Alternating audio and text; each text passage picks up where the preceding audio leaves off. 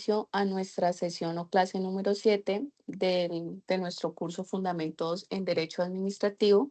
Recuerden que estamos abordando nuestro primer tema de los 4 temas en los que hemos dividido nuestro curso y es el correspondiente a los principios del derecho administrativo.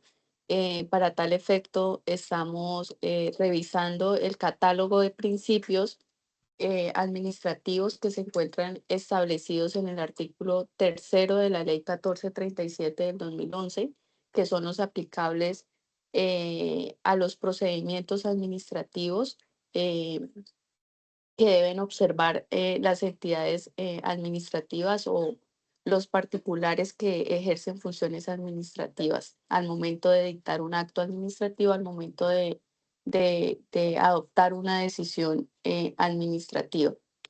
Bueno, la clase pasada mencionábamos el principio de publicidad y decíamos que este principio también está recogido en el artículo 209 de la Constitución Política, que fue el que nos leyó Gerardo en la clase pasada, y que son los relacionados con los principios de la función administrativa. Ese principio de publicidad, reiteramos, lo encontramos plasmado en el artículo tercero del CEPACA, en el numeral, mm,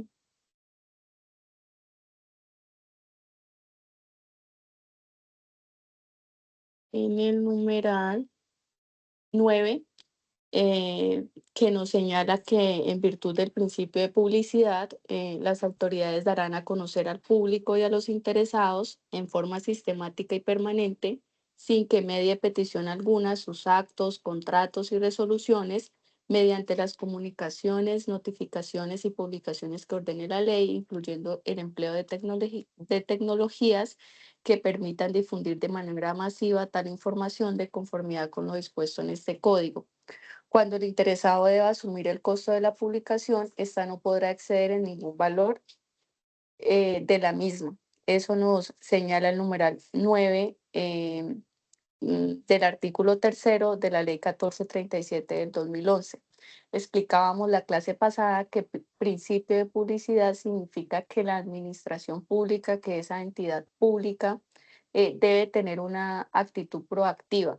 ¿Y qué significa tener esa actitud proactiva? Es decir, que la entidad no debe esperar, que esa entidad pública no debe esperar, decíamos, a que llegue esa petición por parte de un ciudadano interesado en acceder a algún documento que obre en esa entidad pública, sino que usted como entidad pública lo que debe hacer es anticiparse, es divulgar, es publicar utilizando todos los canales de comunicación que esa entidad tenga a su disposición, todos los medios físicos, pero hablábamos que sobre todo utilice esos medios electrónicos que tiene a su disposición, utilice esa página web institucional, eh, utilícelas de tal forma que eso se vuelva una rutina, que la publicación de esos documentos, que la publicación de esas actividades que realiza se realicen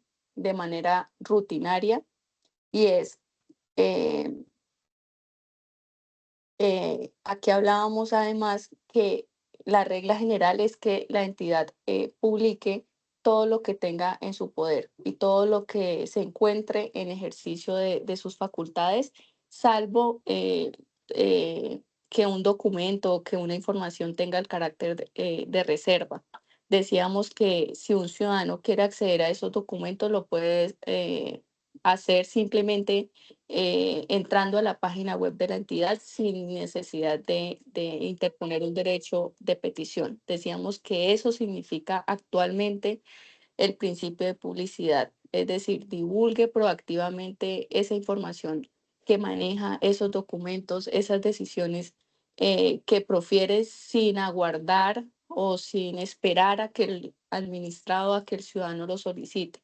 Entonces, hablábamos también que muchas normas de la ley de transparencia y que varias normas concretas del CEPACA tienen que ver con ese principio. Ayer Gerardo nos leía los numerales 2, 3 y 8 del artículo quinto de la ley 1437 y también nos leía en la parte final de nuestra clase los artículos 3, 7 y 8 de la ley 962 del 2005 que se refieren o tienen que ver con los principios de transparencia y publicidad.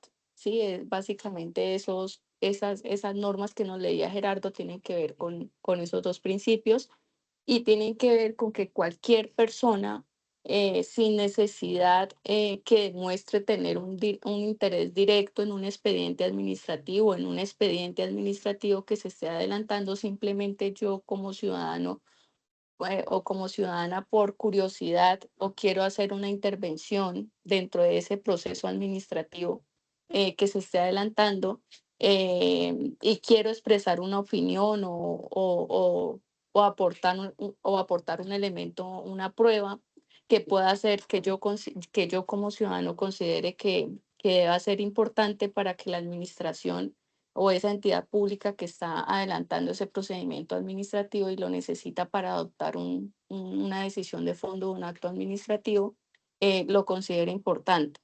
O simplemente es una ONG que realiza un trabajo de investigación sobre un tema o un profesor de universidad que le dice a sus estudiantes, váyase a una corporación autónoma regional y pida que le dejen revisar un expediente de una sanción de materia ambiental.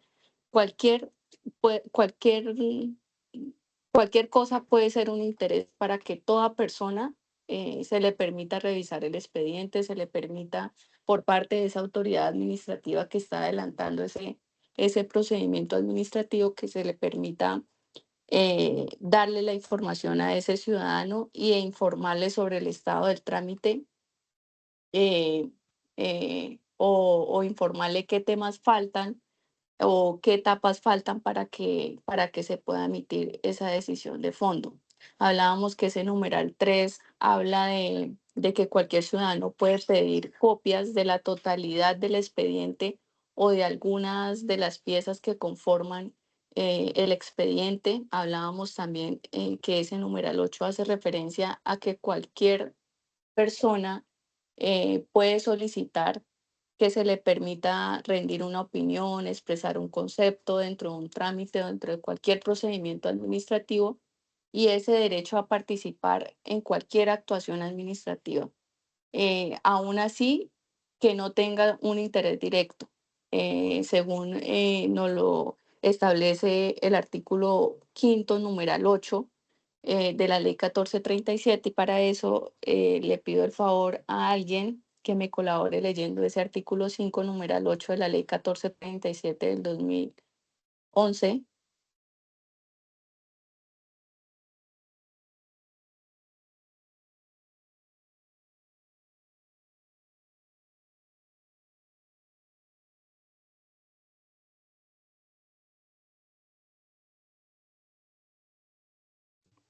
Pero doctora, ¿cuál es el ¿Aló, me oye?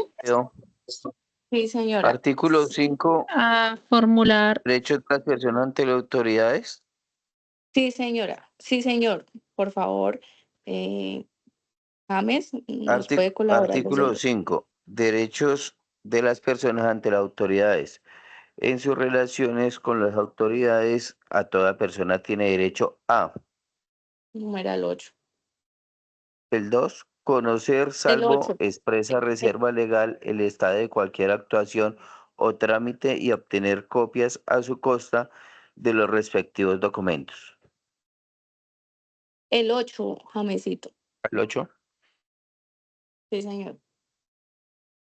a formular El numeral 8. alegaciones y aportar documentos u otros elementos de prueba en cualquier actuación administrativa en la cual tenga interés a dichos documentos, sean valorados y tenidos en cuenta por las autoridades al momento de decidir y a que éstas le informen al interviniente cuál ha sido el resultado de su participación y el procedimiento correspondiente.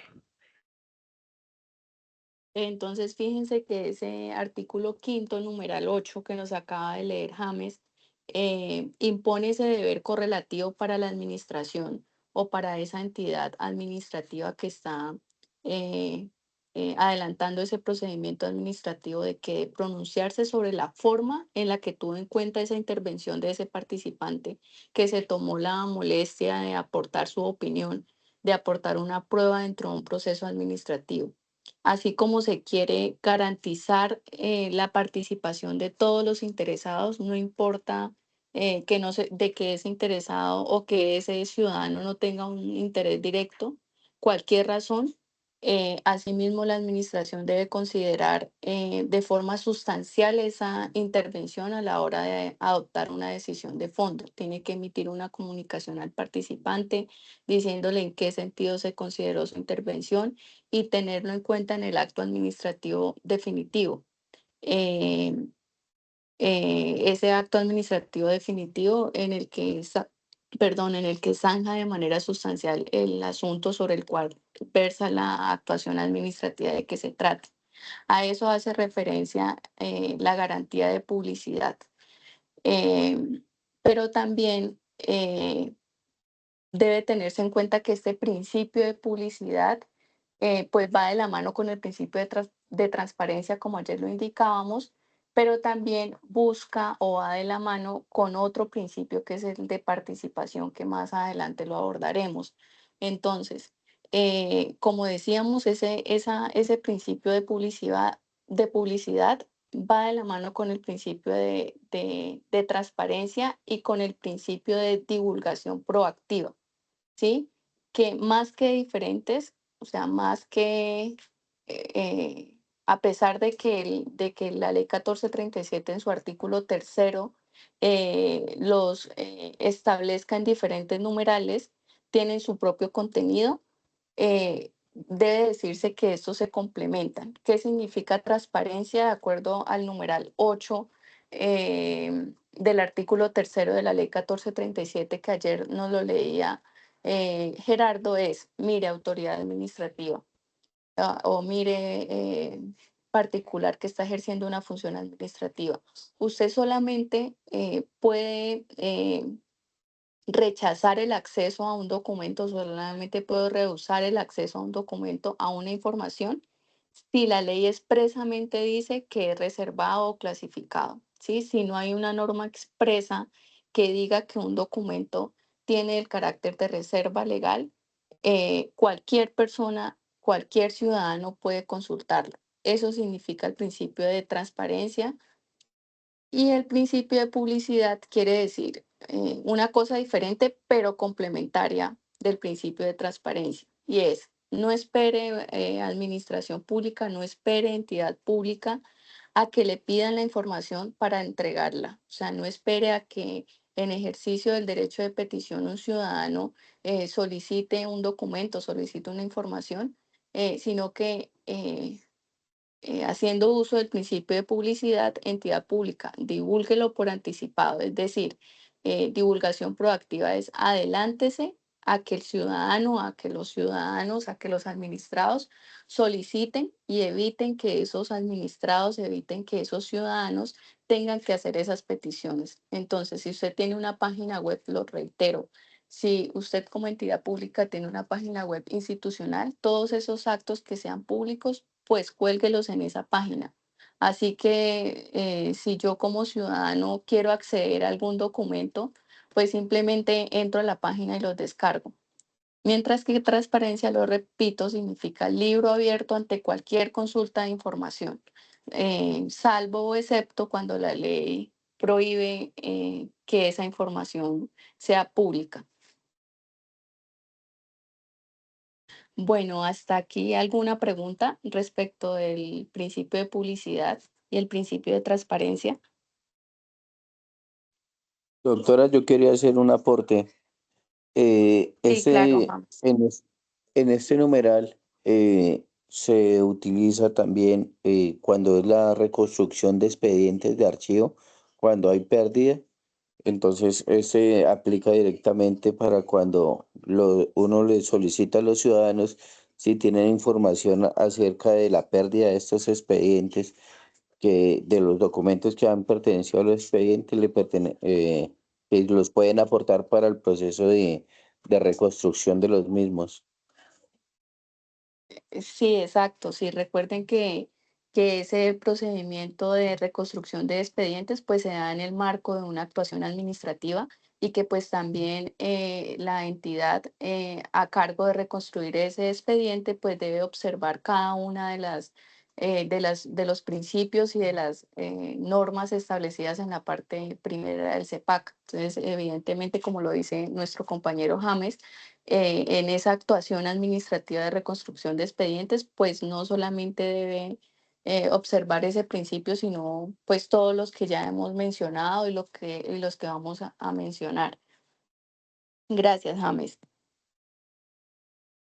Bueno, el otro principio que nos trae ese artículo tercero de la ley 1437 es el principio de moralidad. Y por favor, alguien me colabora leyendo el artículo tercero de la ley 1437, numeral 5. Y la persona que está levantando la mano no lo puede leer, por favor. O requiere realizar una pregunta. Espere que no puedo ver.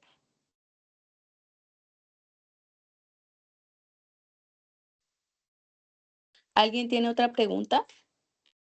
Es que no me deja ver en el chat.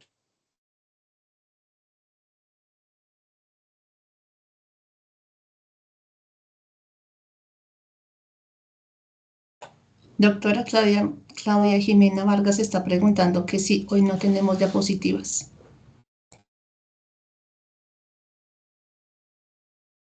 Sí, señora. Sí las tenemos, pero permítame en un momento, voy a verificar si puedo compartirlas por este medio.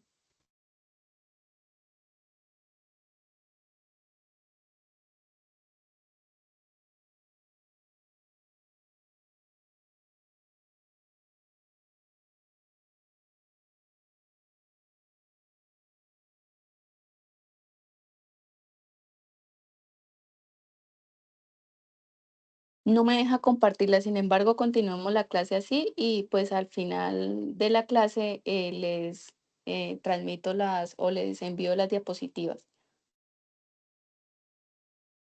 Bueno, si no hay más preguntas, seguimos con el principio de moralidad. Por favor, colabórenme alguien leyendo ese principio. Numeral quinto. Numeral Eh, quinto. ¿Sí, el Sí, numeral señora. quinto? Sí, señora. En Ah, ok, virtud del ya lo van a leer.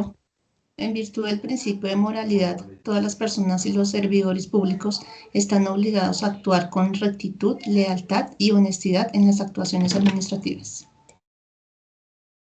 Bueno, sobre este principio o sobre el contenido de este principio de moralidad, podríamos hacer una reflexión mucho más amplia y decir cuál es la relación entre el principio de moralidad y el de legalidad. Sobre todo, si con esa decisión o con esa actividad de la administración viola el principio de moralidad, es necesario, o sea, es decir, que si yo como autoridad administrativa, con un acto administrativo o con una actividad que realice en el marco de mis funciones administrativas, violo el principio de moralidad, la pregunta ¿es necesario que al mismo tiempo transgreda una norma constitucional, legal o reglamentaria? Entonces, la respuesta es que esos dos principios van de la mano. Y es decir, solo es admisible a la fecha, de acuerdo a nuestra jurisprudencia del Consejo de Estado que está vigente a la fecha y posteriormente les voy a explicar, solo es admisible que ocurra un principio, perdón, que ocurra una infracción, una violación al principio de moralidad cuando en algún momento se infrinja ese bloque de legalidad o cuando en algún momento se infrinja la ley. Entonces, les voy a explicar para que me puedan entender. Entonces, durante mucho tiempo la jurisprudencia del Consejo de Estado entendió que principio de legalidad y principio de moralidad van de la mano. Es decir, para que haya una infracción al principio de moralidad también era imprescindible o es imprescindible que se produjera ese desconocimiento a una norma constitucional, legal o reglamentaria, ¿sí? Esa postura jurisprudencial la mantuvo el Consejo de Estado hasta el año 2007, cuando se profirió una sentencia que, bueno, al final de la clase se las envío, que es la sentencia AP 901 del 2007, de la sección tercera, que se dictó en el marco de un proceso de acción popular. eh, y es aquí que es importante resaltar. Si ustedes miran el artículo 88 de la Constitución Política, este principio de moralidad administrativa también es un principio de la función administrativa que aparece en el artículo 209 de la Constitución Política, que para tal efecto nos lo leí ayer Gerardo. Y este principio de moralidad pues también tiene un carácter de derecho colectivo. O sea que la violación de ese principio de moralidad administrativa también implica que se transgreda un derecho colectivo y da lugar pues a que se pueda promover una acción popular, ¿sí? Para solicitar la protección de esa moralidad administrativa como derecho colectivo. Y entonces, pues había cualquier cantidad de jurisprudencia de acciones populares sobre lo que significaba moralidad administrativa.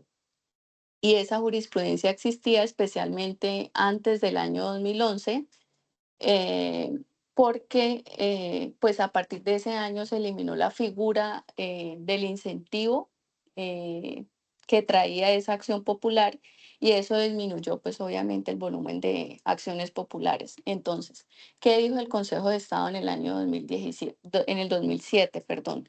No es necesario, dijo en su momento, que no era necesario que se diera una violación al principio de moralidad y que al mismo tiempo, eh, con esa actuación de esa autoridad administrativa se infringiera una norma legal o una norma constitucional o una norma o un reglamento. Entonces, dijo el Consejo de Estado, puede haber violación a una moralidad, al principio de moralidad, sin infracción al principio de legalidad. Entonces, empezó a sostenerse en esa postura y empezó a decir que esas dos infracciones, esta infracción a estos dos principios podrían marchar por caminos separados.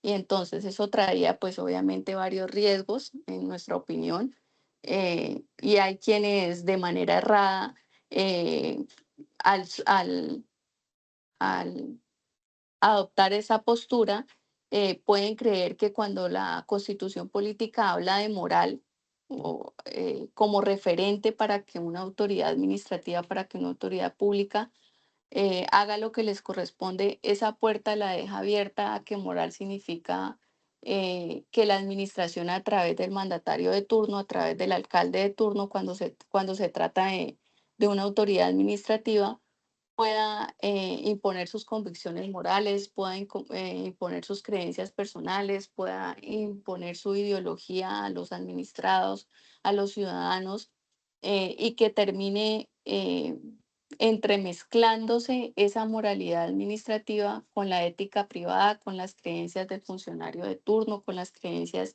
del alcalde de turno cuando se trata de una alcaldía, cuando se trata de las entidades del nivel territorial.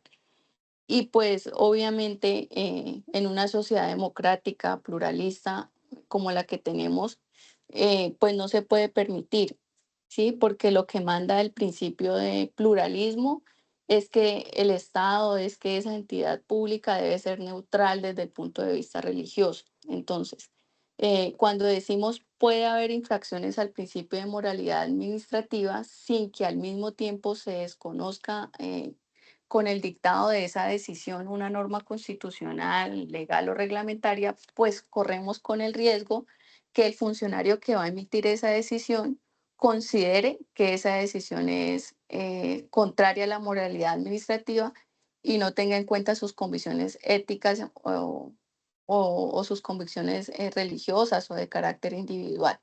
Esto es lo que supone separar moralidad de legalidad, ¿sí? Como lo dijo esa sentencia del Consejo de Estado. Entonces, en esa sentencia pues hubo un salvamento de voto, y lo que dijo ese salvamento de voto es precisamente lo que yo estoy manifestando, ¿sí? Que con el separar el principio de legalidad con el principio de moralidad, pues implica que esa autoridad pueda imponer sus convicciones religiosas, sus convicciones personales, éticas, al momento de adoptar esa decisión. Sin embargo, ese riesgo se elimina con la vuelta a la tesis inicial que adoptó en el Consejo de Estado y que establece o que manifiesta que eh, moralidad y principio de legalidad deben ir de la mano. Es decir, que para admitir que hubo una infracción al principio de legalidad y al mismo tiempo consumarse una violación a una norma constitucional, legal o reglamentaria, es decir, aquí hay que tener en cuenta algo, y es que no cualquier desconocimiento de esa norma legal, de ese principio de legalidad, de ese bloque de legalidad, tiene que ser un desconocimiento a ese principio de moralidad. ¿Qué nos dice nuestra jurisprudencia? Que ese desconocimiento debe ser cualificado, ¿sí? Debe ser un desconocimiento cualificado para que entrañe, por así decirlo, violación al principio de moralidad, ¿sí? Eh, ¿En qué consiste esa cualificación? Consiste en que debe tratarse de un acto de corrupción, de una decisión que se adopte desviándose de los fines que se pretende conseguir con esa actuación administrativa. Eh, entonces, es decir, sin transgresión de la legalidad, ahora no puede haber violación al principio de moralidad, pero no toda violación al principio de legalidad comporta una transgresión de moralidad. Porque, por ejemplo, puede tratarse de un acto administrativo que es contrario a la ley o a la Constitución, porque en ese acto administrativo, en ese procedimiento administrativo que se adelantó previo a dictar el acto administrativo, pues no se citó a un tercero o, o por descuido eh, no se requirió una prueba, ¿sí? Pero eso no significa violación al principio de moralidad. Es, perdón, ¿alguien tiene el micrófono abierto?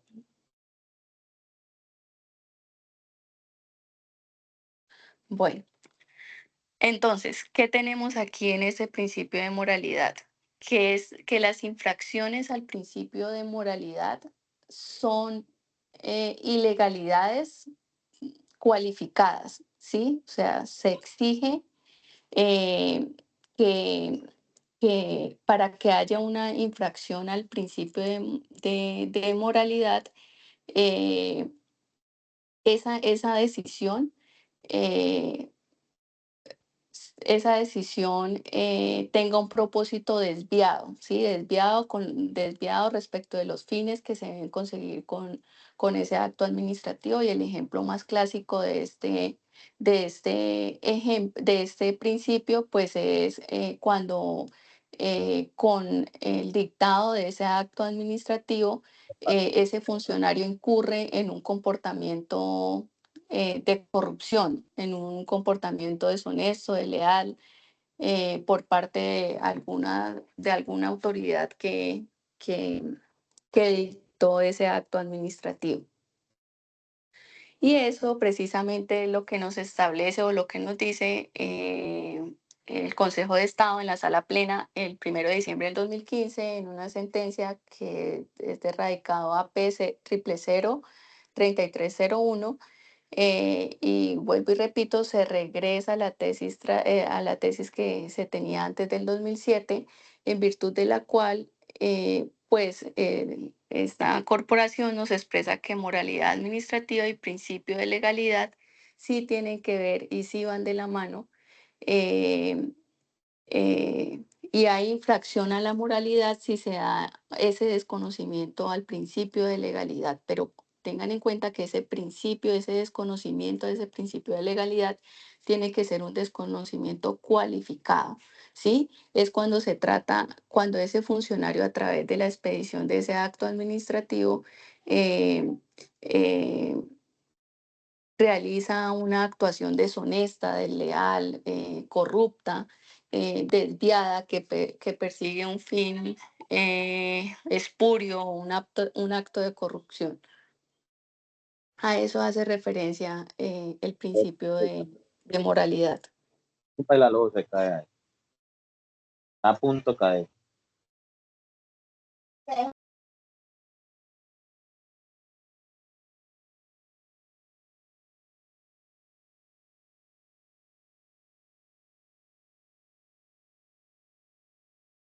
¿Puedo hacer una pregunta?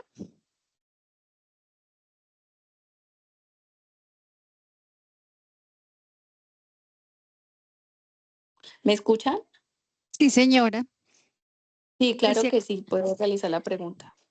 digamos que ahí estaría el tema de los contratos, digamos lo que comúnmente llama uno contratos amañados, es decir, que una alcaldía saque un pliego y que todas las, digamos, las exigencias o lo que va en el pliego apunte a darle ese contrato a una persona y que se determine que tenía algún tipo de vínculo con el alcalde. Sí, este puede ser un ejemplo de violación al principio de moralidad administrativa. Noten ustedes que de cierta forma estaría con este tipo de actuaciones, violando la norma, pero también violando el principio de moralidad administrativa, porque este es un típico acto de corrupción.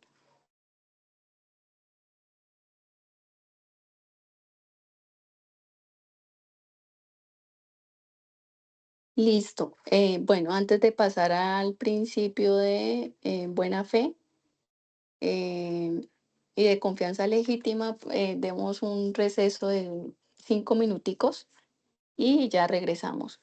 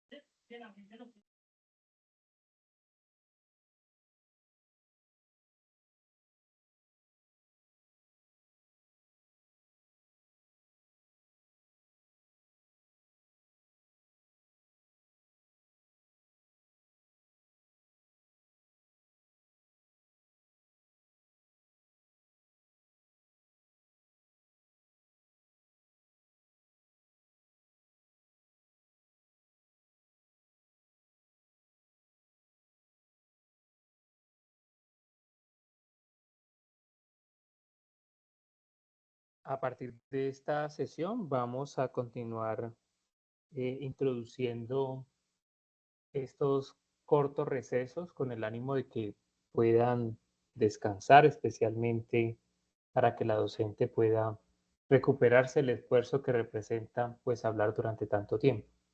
Entonces, no se les haga raro, porque realmente hemos pensado que es una buena práctica introducir este receso y lo vamos a continuar haciendo a partir de esta sesión.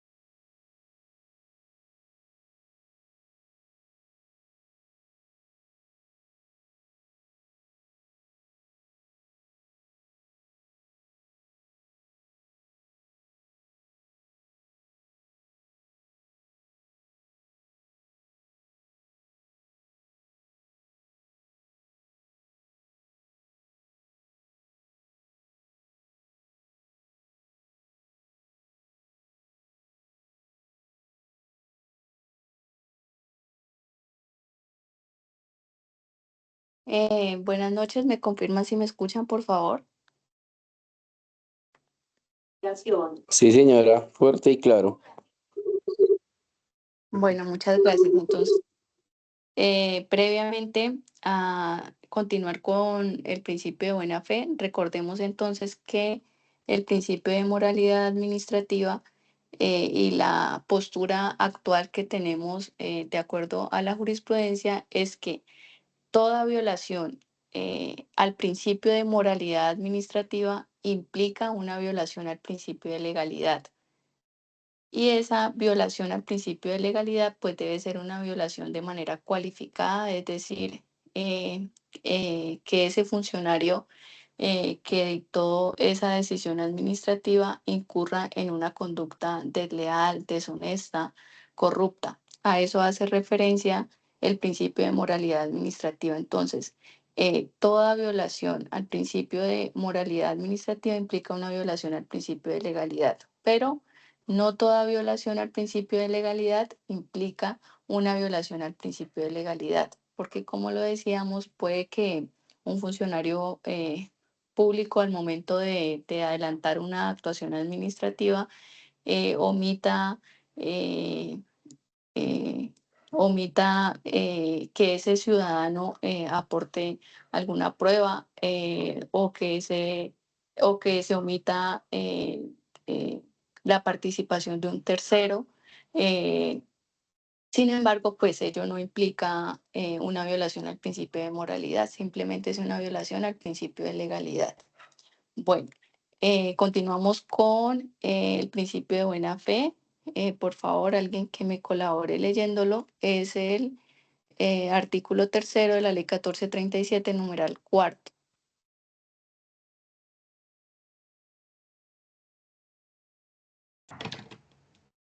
En virtud del principio de buena fe, las autoridades y los particulares presumirán el comportamiento leal y fiel de unos y otros en el ejercicio de sus competencias, derechos y deberes. Gracias. Y por favor, alguien que me colabore buscando en la Constitución Política el artículo 83, porque este principio va de la mano con lo establecido en el artículo 83 de la Constitución Política.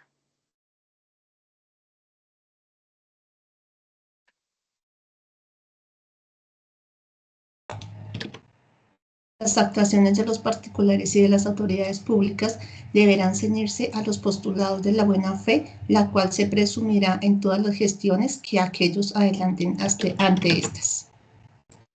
Bueno, entonces, ¿qué es importante resaltar de este principio de buena fe?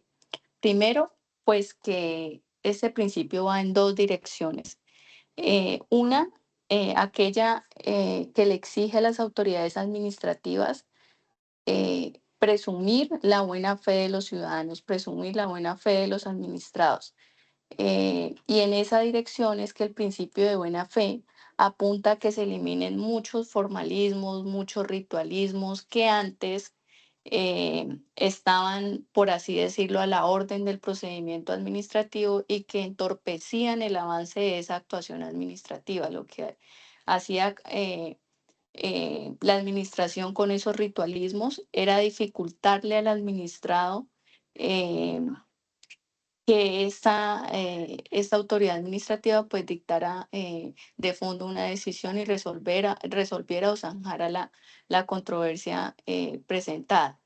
Y aquí para ello, en la ley 962 del 2005, el legislador pues estableció varias disposiciones que se relacionan precisamente con ese principio de buena fe.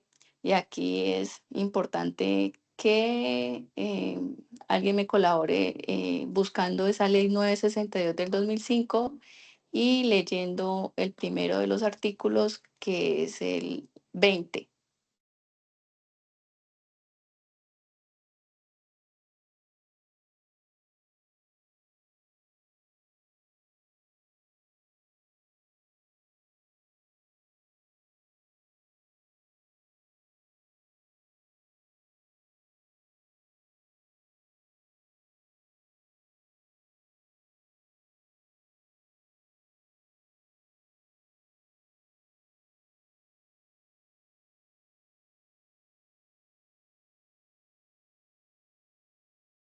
¿La encontraron?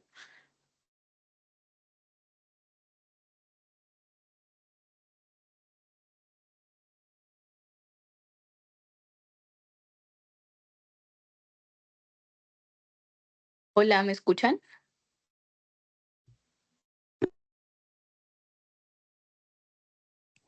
Sí, Sí, señora, pero la me estamos aparece buscando. supresión de sellos, no he encontrado la que Sí, la ley manifiesta. 962 del 2005, artículo 20, sí, exacto. Supresión de sellos. Supresión de sellos. Sí. En el desarrollo de las actuaciones de la administración pública intervengan o no particulares, queda prohibido el uso de sellos, cualquiera sea la modalidad o técnica utilizada del otorgamiento o trámite de documentos, salvo los que requieran por motivo de seguridad. La firma y la denominación del cargo serán información suficiente para la expedición del documento respectivo. Prohíbase a los servidores públicos el registro notarial de cualquier sello elaborado para el uso de la administración pública. Igualmente queda prohibido a los notarios públicos asentar tales registros, así como expedir certificaciones sobre los mismos. Leamos también el artículo 24.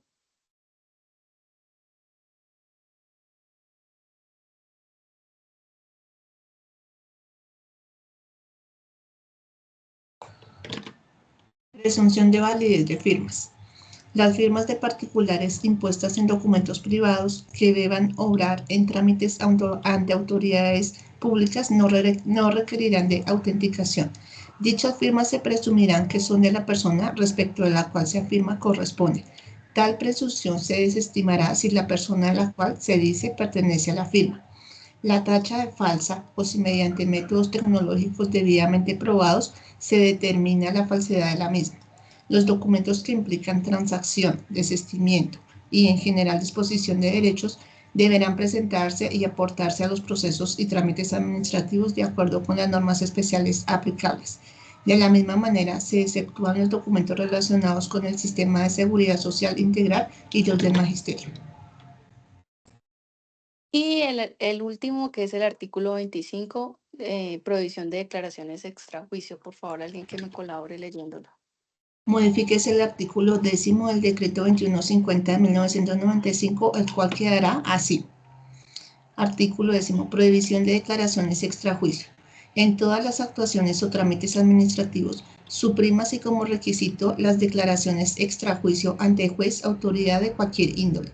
Para estos efectos, bastará la afirmación que haga el particular ante la entidad pública, la cual se entenderá hecha bajo la gravedad del juramento. Cuando se requieran testigos para acreditar hechos ante una autoridad administrativa, bastará la declaración que rindan los mismos bajo la gravedad del juramento ante la misma autoridad, bien sea en declaración verbal o por escrito en documento aparte, sin perjuicio de que el afectado con la decisión de la administración pueda ejercer el derecho de contradicción sobre el testimonio. Parágrafo.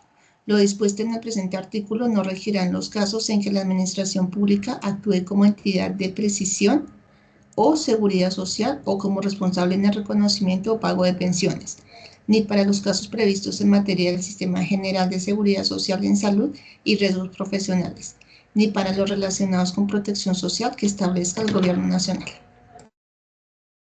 Listo, fíjense que esos 3 artículos que nos acabaron de leer nuestras compañeras, el artículo 20, 24 y 25 de la Ley 962 del 2005,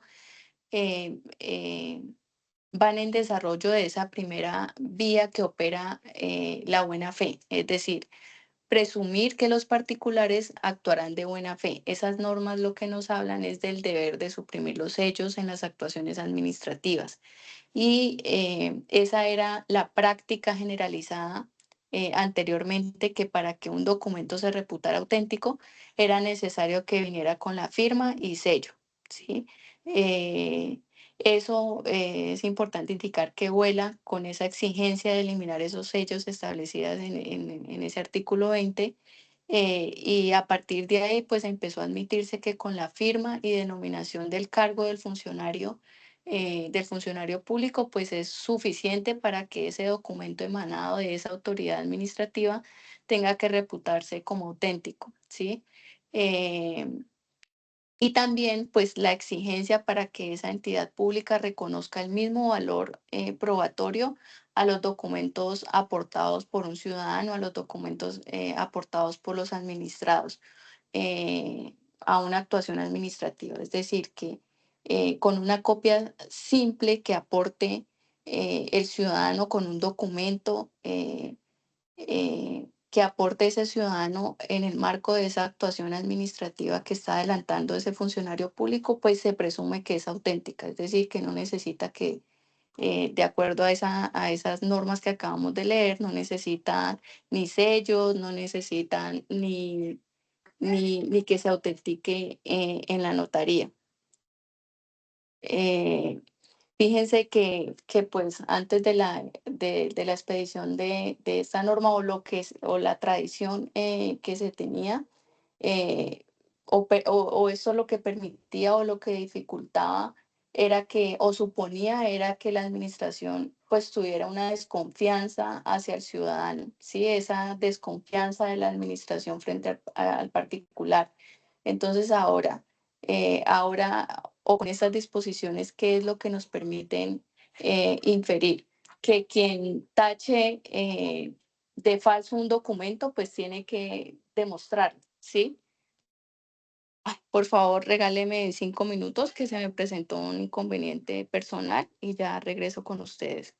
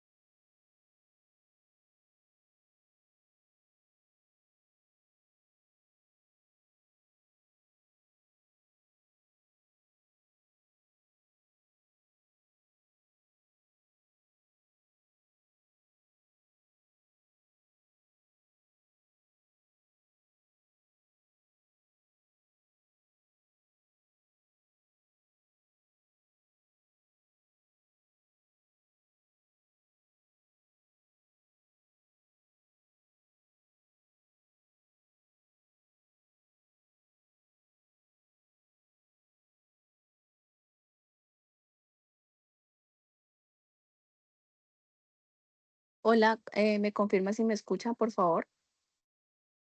Sí, señora. Gracias. Bueno, entonces, como indicábamos, esa autenticación o esos documentos que exigía la administración antes, eh, eh, suponía una desconfianza de la administración frente al particular. Entonces, ahora, ¿qué tenemos con fundamento en esas normas que nos acabaron de leer?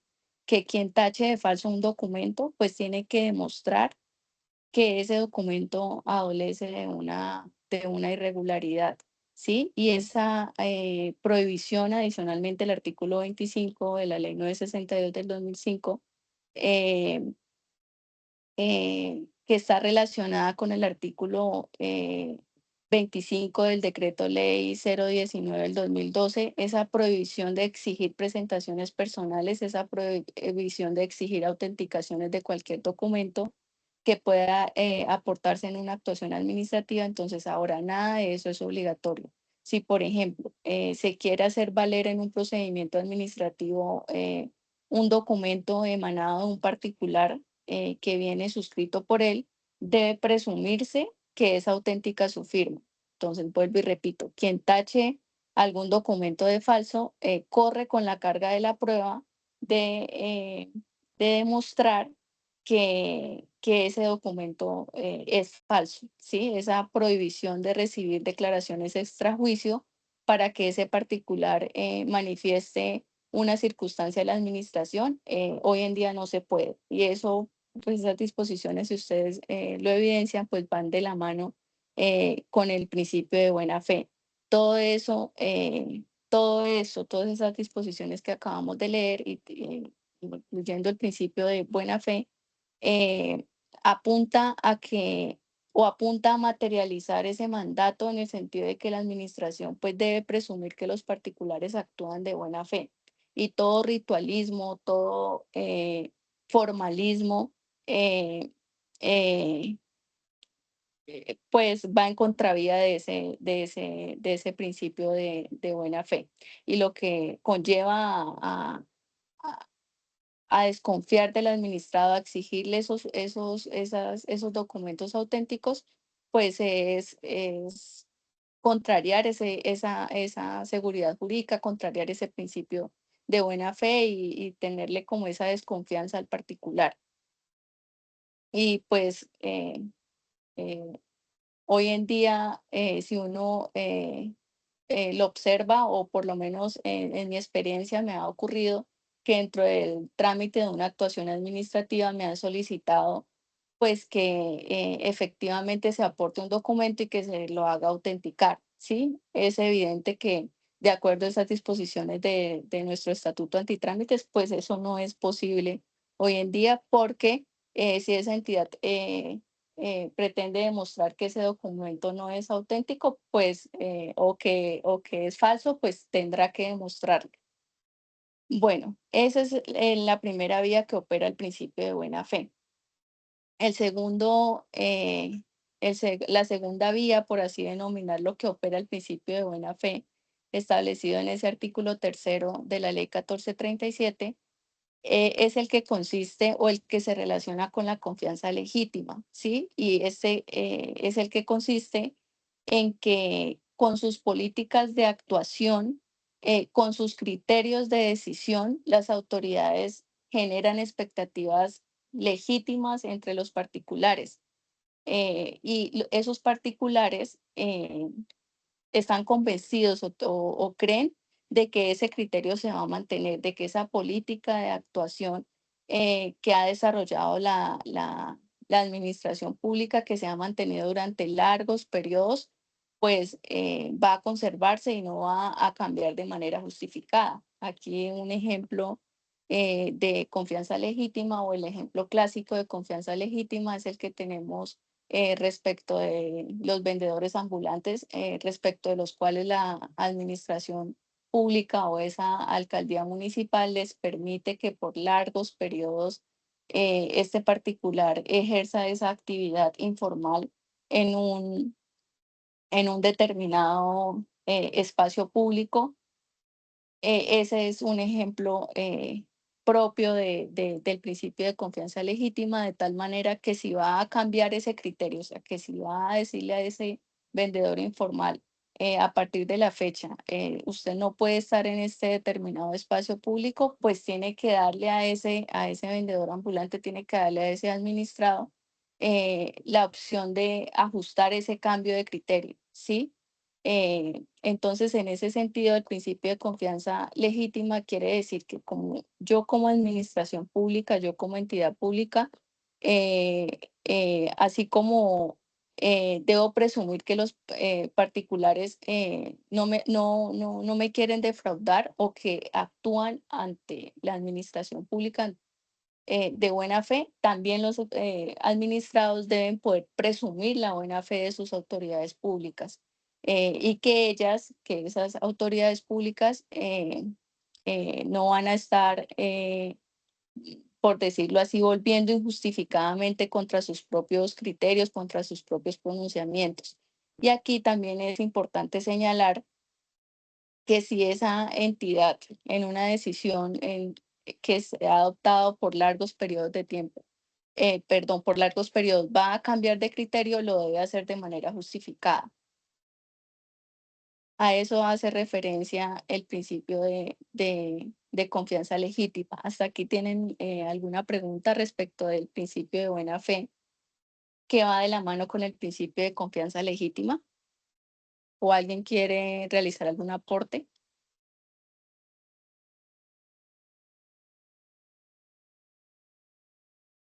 Yo tengo una pregunta, profe. Doctor, le Sí, había una señora. pregunta. Listo, sí, señora. Primero Alba y luego sí, James. Gracias. Entiendo entonces que con el tema de los vendedores ambulantes, digamos de alguna manera, si se les ha permitido ejercer esa labor en un espacio determinado, en el evento en que haya que, digamos, solicitarles que se vayan de ahí porque están invadiendo el espacio público, habría que por parte de la administración garantizar otro espacio para que ellos puedan ir a ejercer su labor de ventas ambulantes. Sí, de hecho, pues eso está, el tema de confianza legítima de vendedores ambulantes, pues ha sido desarrollado ampliamente por la Corte Constitucional y efectivamente lo que dice la Corte Constitucional es garantícele ese principio de confianza legítima a los vendedores, ambulantes, y usted, administración, no puede imponerle medidas correctivas de las que establece la Ley 1801/2016, sin que antes no se les garantice su reubicación, sin que antes no haya diseñado políticas públicas que permitan garantizarle a ese vendedor ambulante pues su derecho al trabajo y en ese sentido es lo que ha dicho la Corte Constitucional, ¿sí? Por ejemplo, acá en la alcaldía en la que laboro, pues de cierta forma, el inspector de policía en un procedimiento pues policivo no puede arbitrariamente imponer esa medida correctiva de multas, de decomiso a esos vendedores ambulantes si antes no ha garantizado que la alcaldía municipal pues haya implementado esas políticas de reubicación, por lo menos el tema de algunos vendedores que se situaron en X lugar. La alcaldía les ofreció la posibilidad que esos vendedores ambulantes se trasladaran a la galería municipal y de esta manera pues se garantiza ese principio de confianza legítima. No sé si me entendió, Luz Alba. Sí, señora, muchas gracias. Vale. James, tenía otra pregunta. Sí, Doc, es que en el chat había una pregunta que decía que si existían casos en que la administración municipal puede exigir trámites de autenticidad o trámite notarial. Sí, pero si la norma lo dice, ¿sí? Si no, todo documento se presume auténtico, ¿sí? O sea, si la norma expresamente establece que para tal actuación administrativa se requiere eh, eh, de algún documento auténtico, sí. Si no, de lo contrario, no. Ah, ok, muchas gracias, doctora. Vale, ¿alguien más tiene otra pregunta?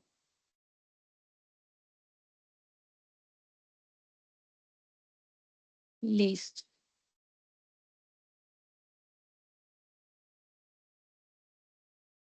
Bueno, entonces antes de pasar al principio de participación, que es otro de los principios de derecho administrativo que nos trae el artículo 3º de la ley 1437, olvidé decirles algo en relación con el principio de buena fe, y es que ese también implica eh,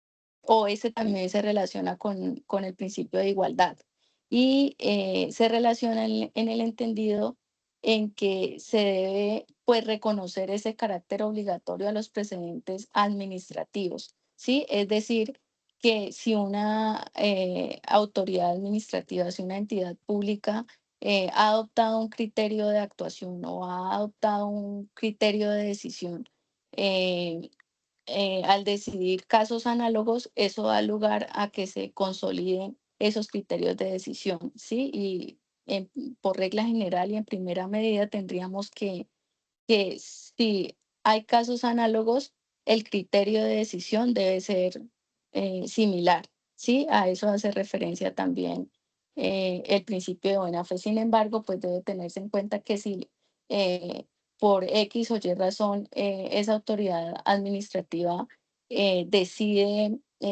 apartarse de ese criterio de decisión para resolver esos casos análogos, pues tiene que argumentar y tiene que exponer eh, las razones por las cuales se aparta de esos criterios de decisión que ha tenido durante largos periodos de tiempo. O sea, es decir, por ejemplo, en un proceso de prescripción de un impuesto municipal, si durante largos periodos de tiempo eh, yo como administración, yo como alcaldía municipal, decido aplicar la prescripción a determinados propietarios de bienes inmuebles por el transcurrir del tiempo, yo después no puedo, si otra persona llega y me solicita la prescripción, yo no puedo decirle, se la niego, ¿sí? A eso hace referencia también el principio de buena fe. El otro principio que nos trae el artículo 3º de la Ley 1437 del 2011 es el principio de participación. Y por favor, aquí les pido que me colaboren leyéndolo. Es el artículo 3º, numeral 6 de la Ley 1437 del 2011.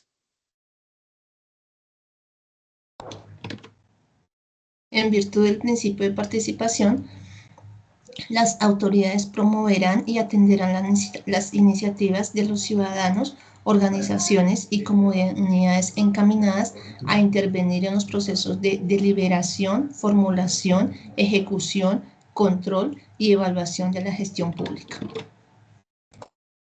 Bueno, este principio es importante aquí manifestarles que es de raigambre constitucional. Si ustedes verifican el artículo 1º de la Constitución Política, aquí en ese artículo 1º de la Constitución Política se reconoce el carácter democrático, pluralista, participativo del modelo de Estado que tenemos o del modelo de Estado escogido por la Constitución política.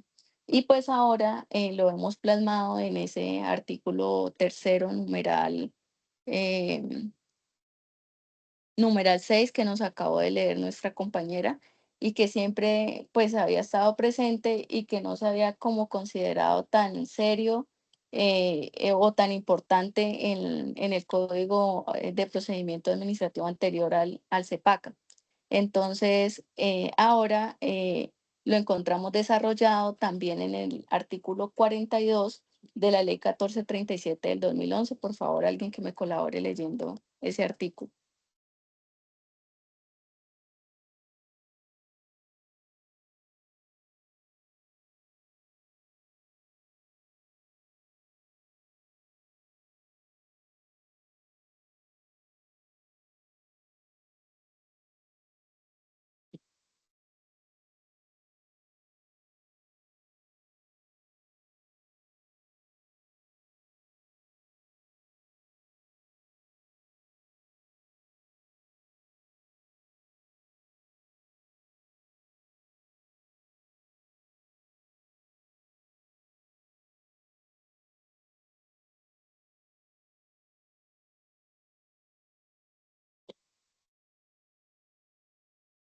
Hola chicos, ¿me escuchan? Sí, Sí, doctor. señora. ¿Me colaboran, por favor, leyendo ese artículo 42 de la Ley 1437 del 2011?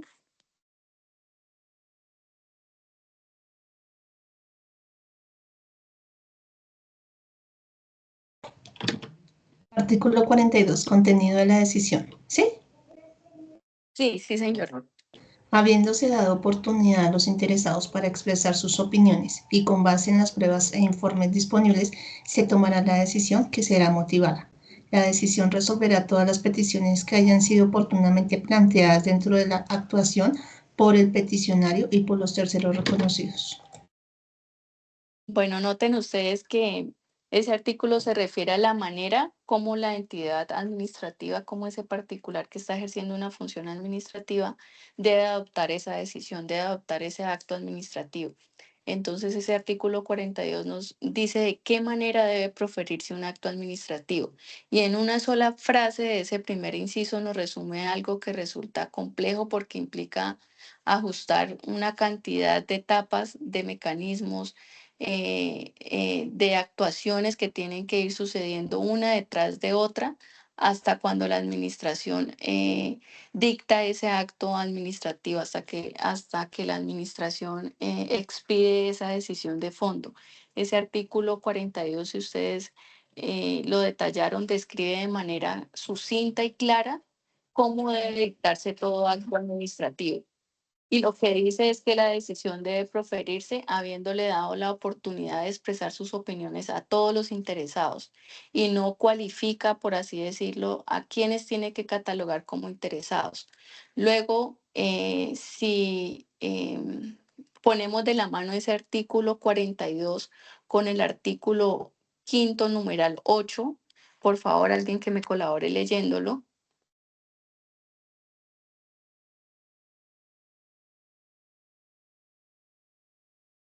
Artículo 5º numeral 8 de la misma ley 1437 del 2011. Numeral 8. Sí, el enunciado y el numeral. Artículo 5º. Capítulo 2. Derechos, deberes, prohibiciones, impedimentos y recusaciones. Artículo 5º.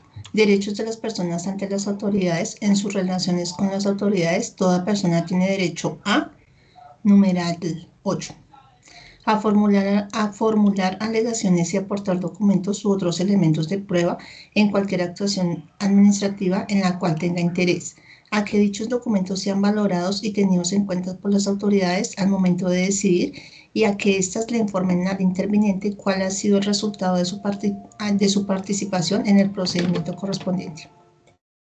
Miren que ese artículo 5º numeral 8 le permite a cualquier persona que haya revisado un expediente de cualquier actuación administrativa que usted como ciudadano puede aportar pruebas, puede solicitar pruebas, puede aportar opiniones, puede controvertir las pruebas que se hayan recaudado y la administración tiene la obligación de considerar esa intervención de ese ciudadano al momento de decidir de fondo, al momento de expedir ese acto administrativo y además tiene la obligación de comunicarle a ese interviniente, a ese ciudadano, en qué sentido fue tenida en cuenta su participación. Entonces, fíjense que ese artículo 42 y ese artículo 5º, numeral 8 de la ley 1437 del 2011, buscan es fortalecer la idea de que el procedimiento administrativo o la idea de que es en ese procedimiento administrativo el escenario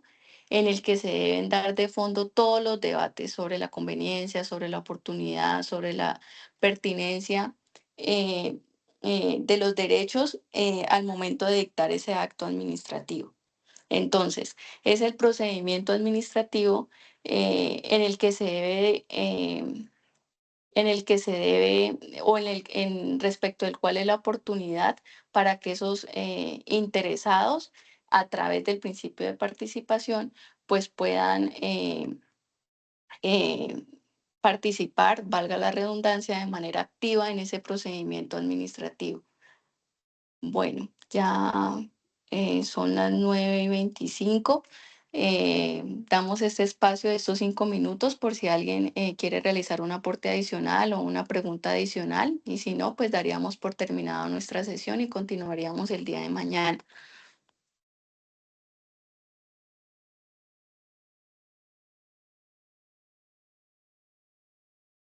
¿Alguien tiene preguntas? No, señora, de mi parte no. Gracias. Bueno, vale. Entonces, pues terminamos Yo nuestra creo- sesión. Señor, Muchas gracias, doctora. Buenas noches. vale, James. Bueno, compañeros, que estén muy bien y nos vemos el día de mañana. Muchas gracias. Feliz noche.